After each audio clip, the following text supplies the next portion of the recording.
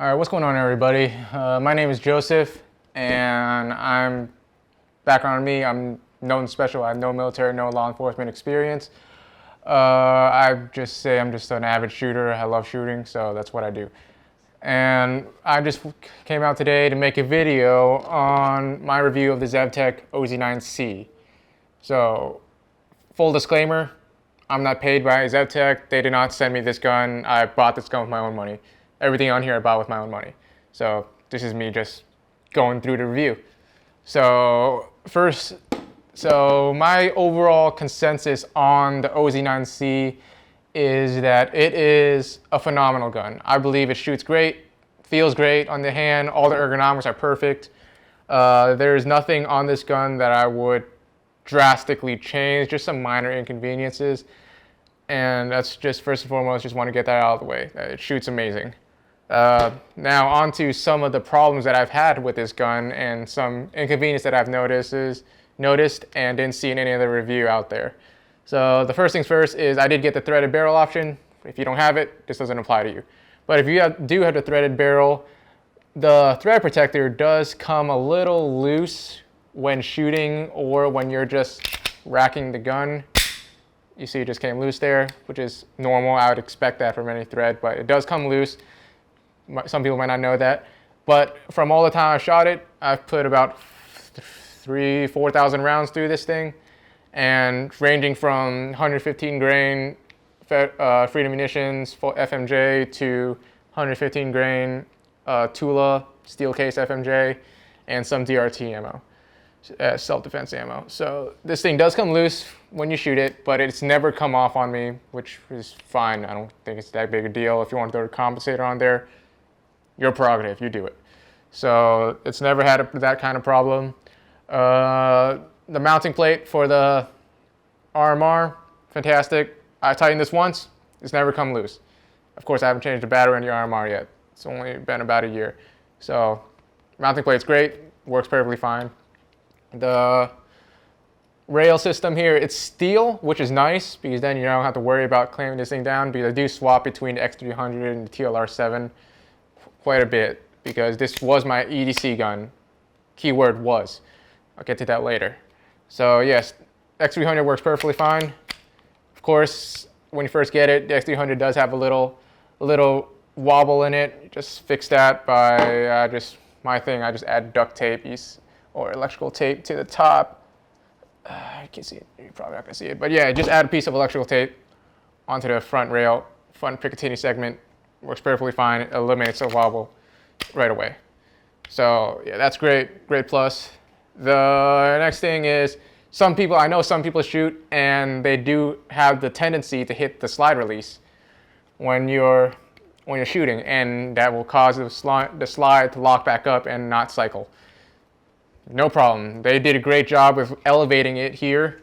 As you can see, this elevated portion on the grip, it prevents your hand from doing that, and it just feels amazing. Just show and make. Show it's empty. Just empty mag. So it feels great. At first I didn't like it because it didn't have enough of a ledge for my thumb to grab onto. I am a righty, but so far it's felt amazing. It's really fast to shoot. Trigger is great. Great pull. Great reset. It's great. It's a good trigger. I'm not gonna say it's the best, but it's a good trigger, better than a stock Glock, of course. Yeah, and the magwell is great little addition. Of course, if you are EDCing this gun, which I don't recommend, but if you want to, the magwell does print on your shirt a bit more, which I don't know if some people know that, but yes, the magwell will print a bit more because it is raised, and your shirt kind of falls in the grip here where it's lowered, but the magwell does stick out a bit. Some people it's not a big deal, some people can do it. For me, I find that's a problem. I wear medium shirts. I'm about 5'5", 155 pounds. So this gun it's fine. It's heavy, of course. It's heavier than a stock 19, as most people know. It is heavier. Pros and cons of that. Pros being great recoil management. Gun comes back on target really fast, and the weight of it just feels amazing. Con, it's heavier, so when you're carrying this gun, if you're a freaking weirdo carrying sweatpants or gym shorts inside the waistband appendix, this thing's gonna sag like a freaking, I don't know, like a brick, basically, because of how heavy it is. It will sag and you will show a bit more, just saying. So if you're gonna EDC this gun, I don't recommend, but if you are, wear a belt, please, and crank that thing down, because this thing will put some weight on. Now, onto the primary selling point of this gun is the receiver. So you can take the receiver out. See if I can do that right here. Take apart the gun real quick.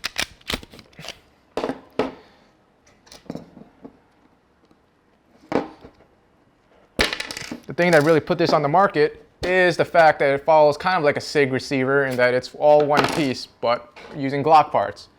This is a firearm. It is serialized on the front near the Picatinny segment. So that is something people want. If you want to, buy this off of Zev's website. They're like 50 bucks, I think. And don't quote me, but you just swap out grips. You can get the XL grip for kind of a 19X or a Glock 45 length with a 19 slide, or you can swap it around.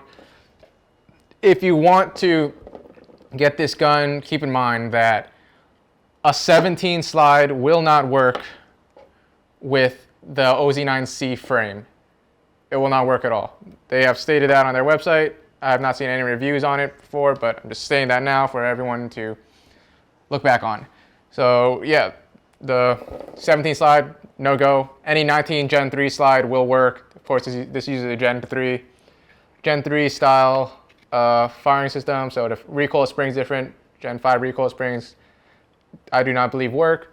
Don't quote me on that. You can try it out if you want, but yes, it follows a different recoil spring than the Gen 5 Glocks now. So yep, this is the firearm. Just put it back. You just simply, there's a groove right there that catches on, close down, perfect. Take one pin, which is great. It's just one pin, so it makes it really easy to do. You just pop that bad boy back in. Takedown's the same as a Glock, then put it back together, same as a Glock, just slide it on. Check you're clear, and there you go. This thing is ready to go. Now, on to some problems I've had with it. Oh yeah, it does come with the blacked out rear sights and the front fiber optic. I don't know if you guys can see, but it does come with that. It's a nice system. I think it's great for stock sights. Definitely better than a stock Glock. So next thing, on to the biggest problem I've had with this gun, and the whole reason I'm making this video. Like I've said before in this video, I do not recommend this gun for EDC, strictly on one purpose. I have had the original firing pin on this gun broke. The tip just snapped straight off.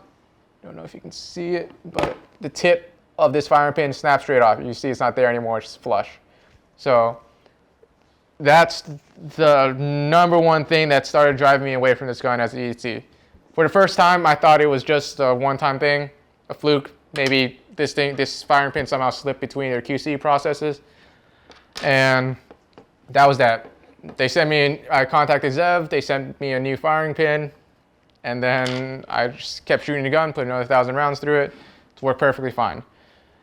Now, the reason this firing pin broke, according to ZevTech, is that if you're dry firing this gun, which I hope most of you are doing with your gun, when you're dry firing this gun, if you are not using a snap cap or any kind of dummy round while you're dry firing, this firing pin, when it hits the receiver, when it hits the slide, and there's nothing there, apparently that causes enough stress on the firing pin to start causing microfractures at the tip. And once that builds up enough, it will break and snap straight off. So that's how I knew the first time. The first time it happened, was dry firing with snap caps, because I just have them, so I might as well use them. But I was dry firing with snap caps, and I go to pull the trigger, it's just flat. Something doesn't feel right. So I visibly check just by pulling the trigger and then looking back, and then you can kind of see the firing pin, the striker pin sticking out. So that's how you know it's good. But if it's not, it's just flat. So that's when I knew that it broke. And also because I visibly saw the piece of the tip of the firing pin stuck on my extractor right here, which was strange. I don't know how that happened, but it did happen. I'll tell you that. So yeah, the firing pin broke on this the first time. Now, they did send me a new one. No problem. Got it in like 2 weeks. Not a big deal. They're all the way in Washington. I'm in Florida. So now, with the new one, put it in. Gun worked fine. Until about, I say a week ago, the second firing pin broke. Now, let me take apart my other Glock where I put the dummy firing pin in. So, same problem, dry firing, and it just went. So, as you can see, this is an older, it's dirtier, but the firing pin did break on this one at the tip, same place. Now, after that, I was like, screw this. I'm no longer going to carry this gun as an EDC or even a freaking race gun. I wouldn't even want to compete with this thing because of 2 failures. Now, some people will say, hey, just don't dry fire the gun or be more careful with it. How are you going to get training with your gun if you're not going to train with it dry? Not everyone can go to the range or lives close enough to the range, and it's just an inconvenience. Dry firing is, I believe, one of the best things you can do to develop firearm fundamentals. So work on your presentation, work on your jaw, work on your trigger discipline, trigger reset, all that jazz. So dry firing, I believe, is a must, and I believe every single modern striker-fired pistol should be able to handle almost infinite amounts of dry firing. So if this firing pin, this new one I got from them, broke in I'd say like less than 2,000 rounds, and it was from dry firing this broke, that makes me wonder what will happen if I'm dry firing one night and then the next day I go to shoot and I run into a situation where I need to use my gun. Pull the trigger, 1 round goes off, but then it breaks. So that's a big issue there as an EDC gun, big turnoff. Will never carry this gun again as an EDC, unless I absolutely have to, or if I throw an aftermarket, another firing pin. I know Shadow Systems, they make I believe a billet firing pin that's supposed to be stronger than the metal injection molding ones that ZevTech and Glock uses. So maybe I'll try that out, we'll see. So I do have a stock 19 as well. I've dry fired that thing a crap ton, and it has not failed on me. So that makes me think that there is an inherent flaw in their firing pins where they have just some tolerances, I guess, they can't handle, some stresses. And if you're dry firing, I guess, which makes no sense, if you're dry firing, you'll break a firing pin, which is big no-no, which is strange because I do have a stock on this Glock, on this OZ9, I am using an older ZevTech firing pin that I had lying around because I needed it for this when it broke. My new one hasn't gotten sent to me yet. I'll touch base on how their customer service is, which, spoiler alert, it's phenomenal. Their customer service is great. So I do have their old firing pin in here. I believe I bought it in 2018. This thing has seen well over 7,000 rounds and dry fired a lot, and it has not broken once. So that makes me believe that somewhere down the line in the past 3 years, they've changed their manufacturing process or their QC processes and have let some of these things slip or have not made them to the same specs or tolerances as before. So throwing that out there. Their firing pins now are not as good. So let me see what else I had. Yes. All right. So when the OZ9 comes in its red hard case, whatever, it comes with 2 PMags. The only issues I've had with this gun malfunctioning on the range are with stock PMags, with those PMags from Magpul that this gun comes with. If you do buy this gun, I'd recommend just ditching those PMags right away. They are pieces of garbage and will not function as well or better than a stock Glock magazine. So don't use the PMags, stock Glock mags. That's all you need.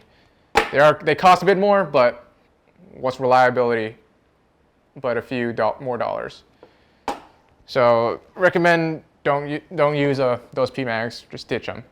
Next thing is, this is minor thing, but when I first started researching this gun, I did notice that some videos showed that it came with a Magpul DACA pouch.